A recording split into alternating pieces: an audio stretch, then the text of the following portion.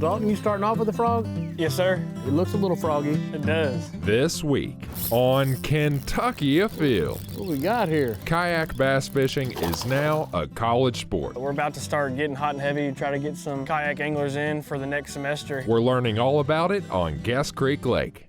Next, 12-year-old Carter Denton makes his very own fishing lures from just a block of wood. You know, you ask your kid, what would you like for Christmas? I'd like a bandsaw. He was 8 years old. We thought it was a little different request. Then, Go get him, crybaby. Hop in there. we're looking ahead to fall hunting.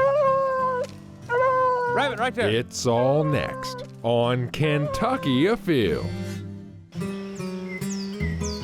Such a pretty fish. Beautiful. This pond is plumb loaded with frogs. They're everywhere in here.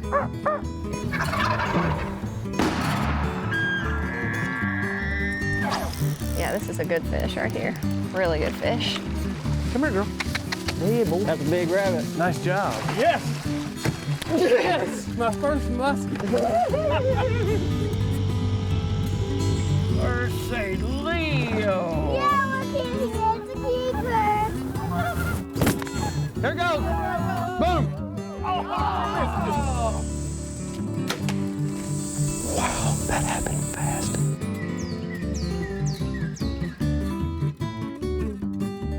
Hello, and welcome to Kentucky Afield. I'm your host, Chad Miles. Join us as we journey the Commonwealth in search of outdoor adventure. Hey, do you like to bass fish? Well, there could be new opportunities for you that may include a scholarship.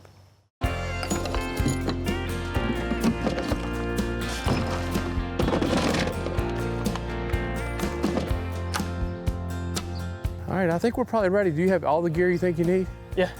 Hey, anytime you're kayak fishing, it's always best to have a game plan. Right here, we're kind of mid-lake. More shallow water this way, dam and deep water this way. I think we're headed this way. Yeah, What do you let's think? go right. A lot of the big bass have already spawned out, but I still think with the water temperatures, they're gonna be shallow. Yeah, it's predominantly a shallow water lake too.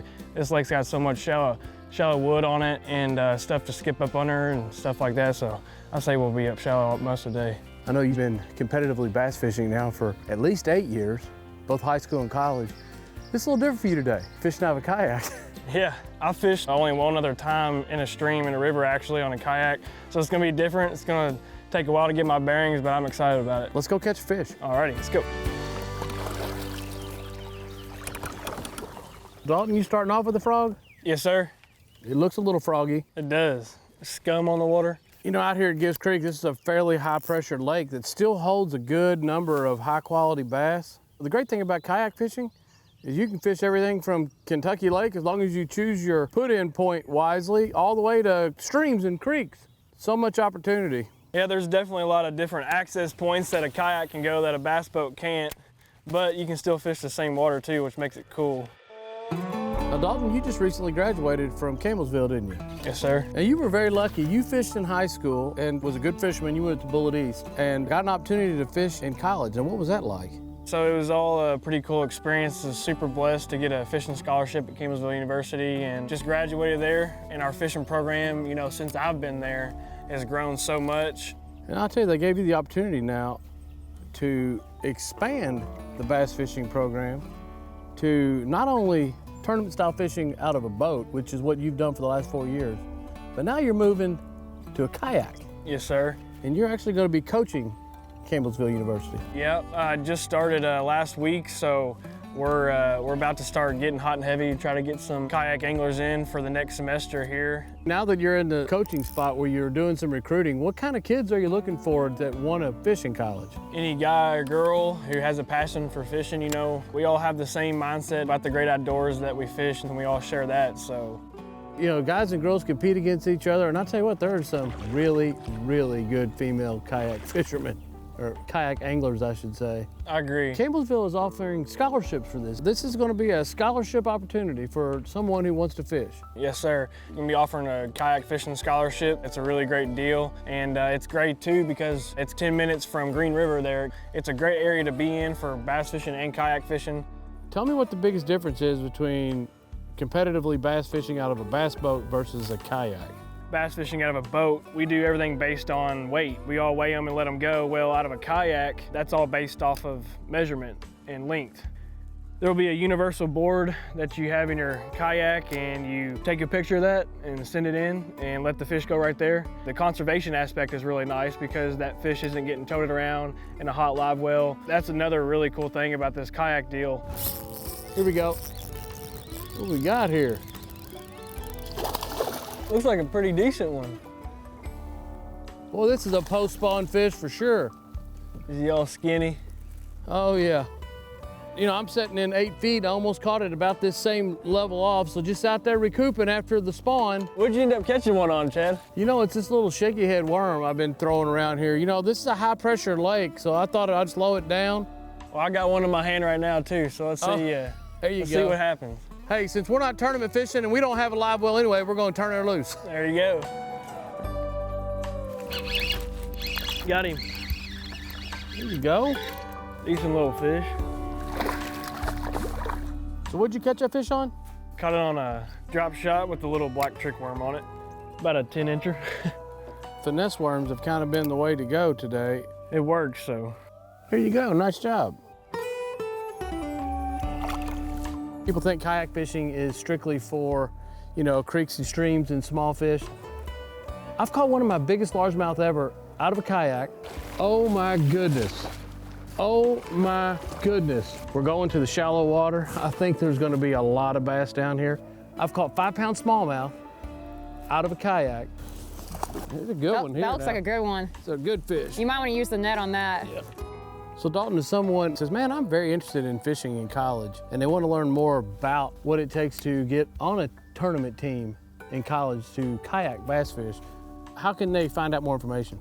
Yeah, they can contact me at drsmith@campbellsville.edu if you're interested in coming to Campbellsville and fishing for a collegiate kayak bass fishing team. Best of luck to you, and good luck to Campbellsville with this endeavor of kayak bass fishing. I think it's super exciting. Yes, sir. Well, I really appreciate you having me out here today and you highlighting this, and I know it means a big deal to you just because you like kayak fishing so much, so I really appreciate it. Yeah, no problem.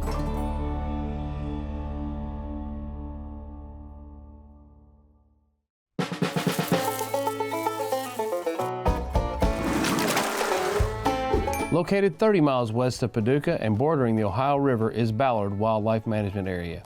This WMA is over 8,000 acres and offers excellent hunting opportunities for waterfowl, deer, turkey, and other small game.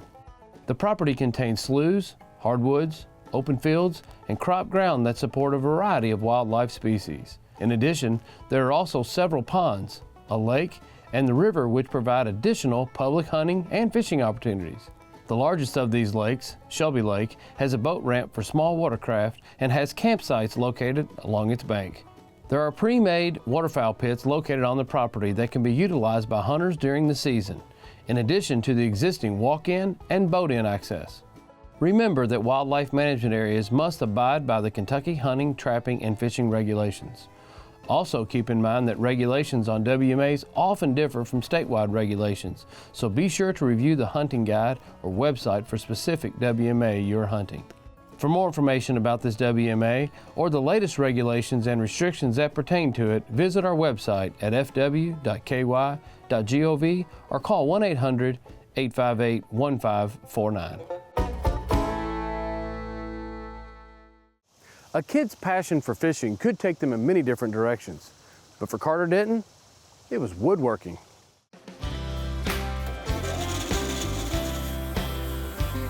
Well, if you fish, you're probably looking for a way to offer some type of lure that the fish have never seen before. Well, this young man here with me has figured that out. Carter, you actually hand make your lures, is that right? Yes, sir, I do. I actually start from a block of wood, cut it out with a bandsaw, and then put all the hardware in, the weight, the lip, paint it, and go try it out. What got you interested in building your own lures? Well, I've always liked fishing, so I've wanted to try and customize my lures. And then I found out that I can make my lures and had a big interest in that. So then I came out here one day and started making lures. Then I really enjoyed it. I've noticed that you've got a whole pile of lures over there, some lipless crankbaits to deep diver crankbaits, topwater baits to jointed swim baits.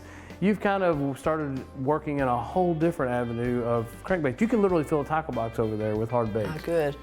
Yeah. And I started coming out with my favorite actions and changing the lip size, see what actions I like the best, and made more of those. All right, show me step 1, step 2. Let's go through the process. Well, I start out with a block of wood, All right. and then I cut that out with my bandsaw.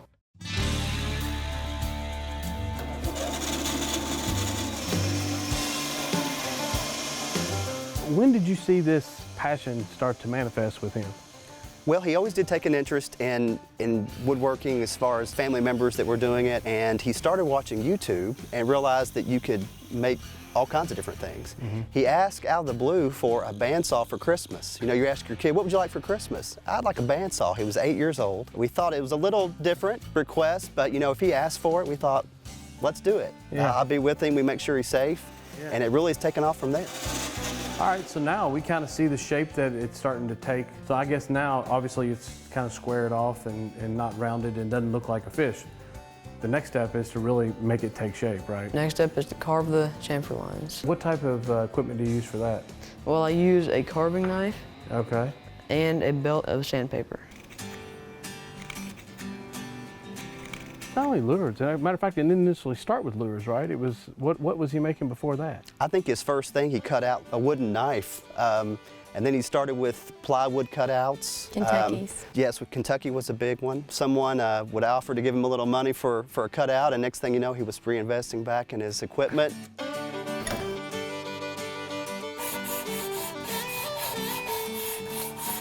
Have you ever fished one of his lures? I have. I was with him when he caught his first fish on one of his own lures, Yeah. and took a picture of it, so it was a good memory. That is very cool. He loves to fish, right? And he loves to play golf. He does. He does both. And the patience for both has been very clear. It takes a lot of time, and we'd rather have him doing that than a lot of other things. You're a young face with an old soul. You'd been making persimmon head clubs 100 years ago if you'd been alive. I would, with my lathe.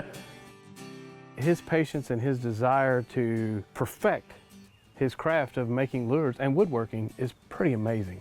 He spends a lot of time in that garage, and he never seems to get tired of it. When you get started on one of these lures, you really want to get it finished. You ever have your parents call and say, it's time to come in, enough's enough? Yep. You work on it tomorrow? Yeah. I can imagine. Next, we're gonna put in the weight, which is just this bullet weight that will drill a hole in the belly of the lure and then put the bullet weight inside the lure. Okay. Tell me a little bit about this bullet weight and why you're adding that on there. It'll be a little bit easier to cast, and whenever you cast it out, it'll land up right like that. Okay. So whenever it starts going into the water, whenever you start reeling in, it'll have a good action and be straight up in the water. Okay. And I noticed that you've already got your lip kind of cut out. The angle that you've put on here, is this for deep diving, medium diving? Why have you decided on this angle for this lip? This lip and this angle is a little bit more of a shallow dive Okay. because the waters around here, the creeks, they're a little bit shallower, and you don't want to be bumping into the bottom all the time and messing up your lure. So this lip is bigger, so it has a bigger action, a better action, more appealing to the fish. Man, it's all about making that bait wobble, isn't it? It is. Let's see you put that belly weight in there. So we know he likes making lures. What else has he made that that Mom likes around the house? Probably my favorite thing that he's made are these planters on the porch. Okay. He made those during quarantine for me. I was wanting some, and it took him about a week Okay. to make both, but that's probably been my favorite thing that he's made. Nothing can put a price on a kid literally sitting down and laying out and designing it in his head and sticking with it and going through to the end and building it. That's a great gift. Yes.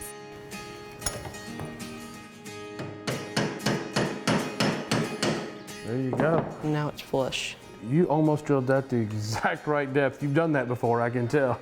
So you knew exactly how far to go. Now you've smashed it in, and now it's time to secure it and put some type of a compound, which you're saying baking soda and super glue. Just regular baking soda and thin super glue. Where did you learn this idea of baking soda and super glue? Well, I watched a little bit of lure making off of YouTube, and I found out that baking soda is a good filler for lures like this. You can learn everything on YouTube, can't you? You can.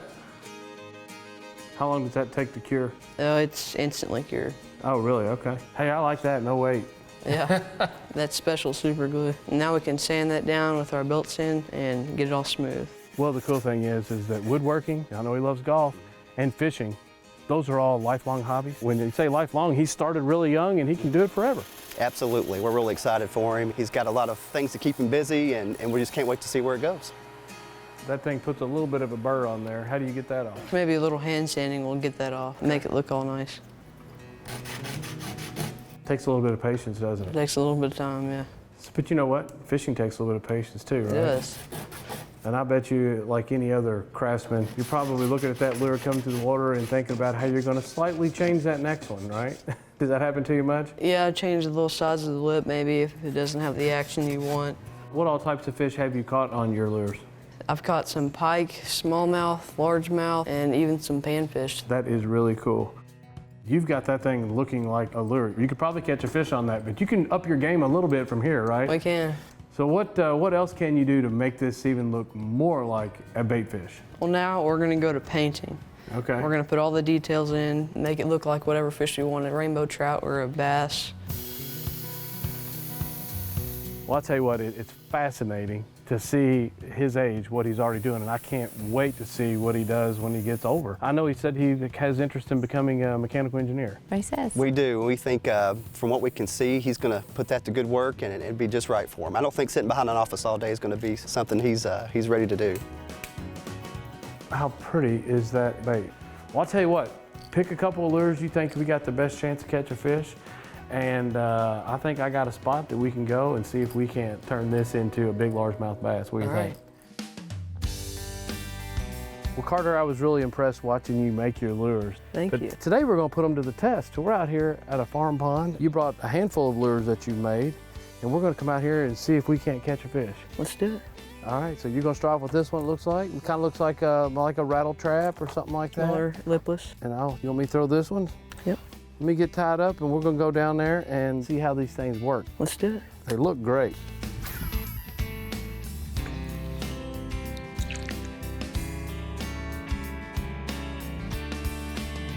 Here we go. Man, they are setting right in the moss.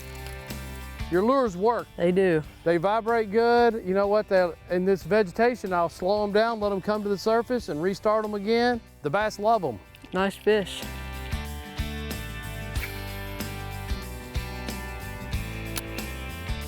Uh-oh. Here we go. That is awesome. First bass of the day. Well, Carter, I'll tell you what, this whole process of seeing your passion for lure making and to come out here and to show me how this bait works, how you designed it, how you weighted it, and then to go out here and make it all work and catch fish, pretty awesome. You are truly an inspiration, man. Thank you. I think that is super cool what you're doing. I can only imagine what type of wood products and lures you're going to be making when you hit 16. Yep. It's amazing what you're able to do. Let's get that fish in and catch another one. Let's go release it.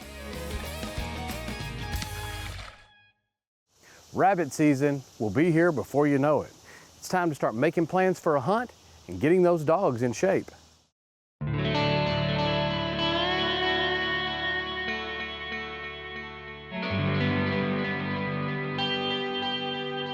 Well, Joseph, we finally found time to get out and take this hunt. You called me and said, hey, I got some property in Simpsonville and you wanted to rabbit hunt it. You know, it's taken a little bit of time. We finally put it together. This is my mom and dad's farm. Of course, we own some acreage in Nelson County. I haven't hunted this particular property in probably 6 years or so, so I'm looking forward to it. It's a little bit wet today, but I guess they'll probably trail better. Hopefully, we'll see. I brought 2 dogs here. One of these dogs I'm part owner in, the other one's my uncle's dog. They've been out several times, so I think that they'll do a pretty good job. You actually brought family and friends with you today. Yeah, my brother-in-law, Dave, and then Brandon. I just met him this morning. Oh, okay. But yeah, we had an open spot. Well, hey, these dogs are ready. I'm ready. Let's go get after it. What do you think? Sounds good. First miss buys the first cup of coffee.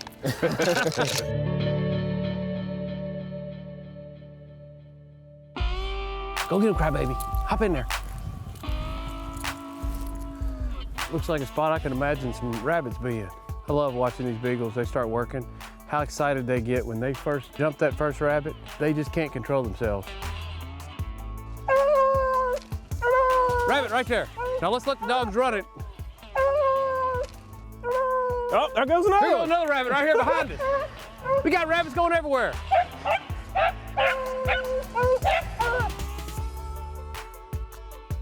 They're 130 yards. Somehow they've lost it. I'll tell you one thing, those rabbits held pretty tight. Right there where it turns there, Chad, Yeah. there is a dried up pond there. and there's a lot of holes in there, in the bank and everything, you know. These dogs are acting like they ran it into a hole because they have just stopped.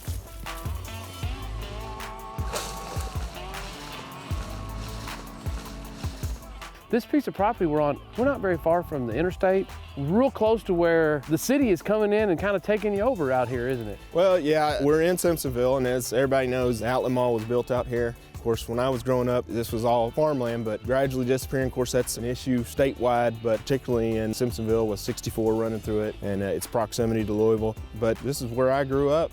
In some ways, it's sad to see, but you know, there's still plenty of places out there that you can hunt. Good shot. There you go. Nice job, Brandon. Say dead. Dead. Dead. Dead. Better get it from her. She'll want to haul it off. That's a big bunny. Yeah. Nice job. I like to get the other one too. There's definitely another one in here. There's definitely another one in here. Hey, bunny! Oh, shoot. Did you get it? I hit it. Tally ho, tally ho, tally ho, tally ho, tally ho, tally ho! Tally ho, tally ho, tally ho! Look at the hair right here. You get it? Yeah, he did.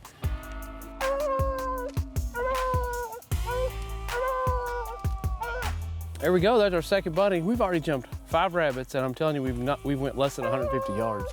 And we've seen another rabbit in here, so we're gonna get right back in here and get busy. Dogs are working it right now, trying to straighten it out. This was a cooperative effort. I shot this rabbit in here and it trickled out, and we didn't want to let it get away, so Joseph there finished it off. Oh, so. shoot, right there, Right here, rabbit, Hey, rabbit, hey. rabbit. Going backwards, right here. Hey, you got him? Nope. You got him? Yeah, dead rabbit. Here I was putting my rabbit in my pack, and I hear you say, there he goes. I couldn't get a shot. Man, you put a nice shot on that bunny. Yeah. That was a lot of fun. It's thick in here. It's tough shots. There's so many rabbits, I think it's confusing the dogs a little bit because we've jumped 3 or 4 rabbits in this area. It's perfect habitat for rabbits. So let's get in here and stomp around a little more and see if we can't get a good chase going on. Alrighty. Nice job. Anytime you're rabbit hunting, you want to make sure you're wearing a hunter's orange hat and preferably a vest as well. But this time of year, modern firearm season is in. So we know there are deer hunters in these woods. They're not on the property that we're hunting, but you definitely want to make sure you're wearing plenty of hunter's orange when you're out rabbit hunting for your own safety and definitely for potential involvement or interference with a deer hunter.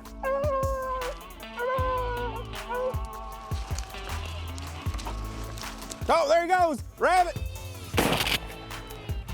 Get it? Yeah, I got him. This one's a little bigger than the last one, but it's fun. I love it. Joseph, I appreciate you having us out today. Oh, it's no problem. It turned out to be a really good day. We were expecting rain, but it tailed off right when we needed it to tail off. We still got a 4 or 5 hour hunt in. Got 4 bunnies, ran plenty of rabbits. Let me know when you're ready to do it again. All right, sounds good.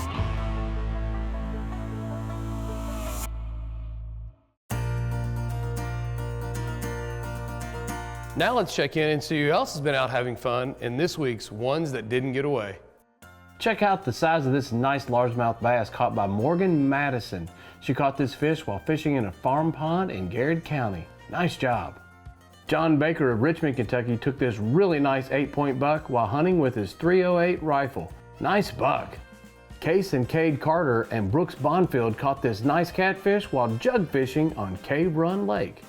Check out these beautiful smallmouth bass that were caught from Lake Cumberland by Kingston and Kaysen Rowe. Nice fish. Olden Summer knows how to spend the 4th of July. That's bass fishing. He caught this nice largemouth bass at his Pawpaw's farm in Woodford County. Nice job.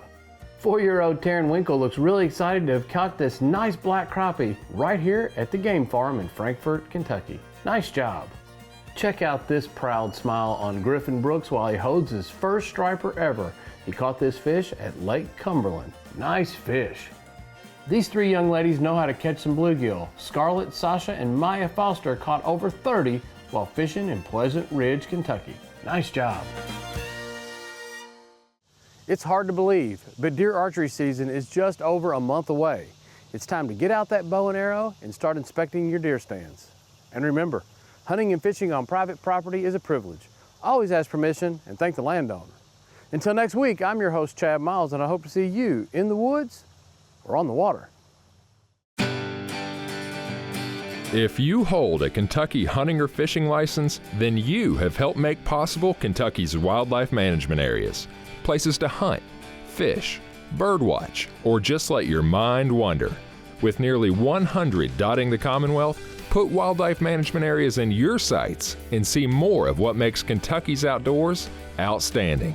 Get all the info online at fw.ky.gov.